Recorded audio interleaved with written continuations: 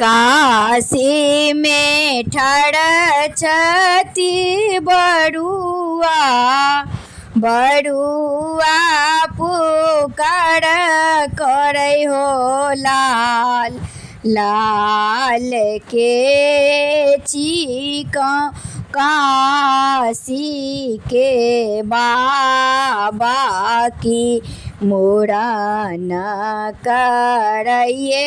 दियो लाल एत बचन सुनलनि बाबा विश्वनाथ उठला हाई नींद हो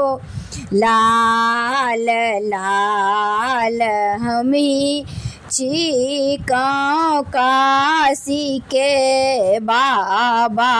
विश्वनाथ मुड़न करइए देव हो लाल गंगा खात में ठाड़ छती बड़ुआ बड़ुआ पुकार करे हो लाल लाल के चीकों गंगा माता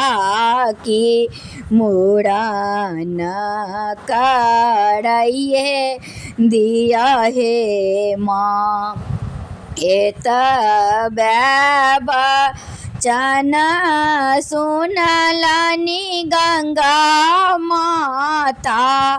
उठली हाई नींद हो लाल लाल हमी चीकों गंगा माता की मुड़न करइए देव हो लाल दलान ही ठाड़ छती बड़ुआ बड़ुआ पुकार करे हो लाल लाल के चीकों हमरो पापा जी के पंडित गाइए दिया हो लाल एत बचन सुनलनि पापा जी की उठला हाई नींद हो लाल लाल हमी चीकों आहूँ के पापा जी के पंडित मंगाइए देव हो लाल अंग नाही ठाड़ छती बड़ुआ बड़ुआ पुकार करे हो लाल लाल के चीकों हमरो चाचा जी के हजमामा गाइए दिया हो लाल एत बचन सुनलनि बड़का चाचा छोटका चाचा उठला हाई नींद हो लाल लाल हमी चीकों आहूँ के चाचा जे के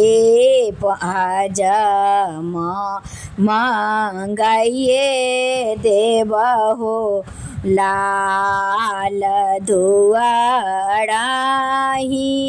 ठाड़ा छाती बड़ुआ बड़ुआ पोकार करे हो लाल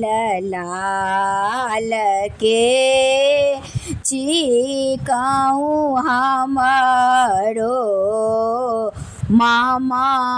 जी आषाढ़ फिलोटाइए दियाओ लाल एत बचन सुनलानी मामा जी की उठला चे हाई नींद हो लाल लाल हम ही चिकाऊँ आहूँ के मामा जी आषाढ़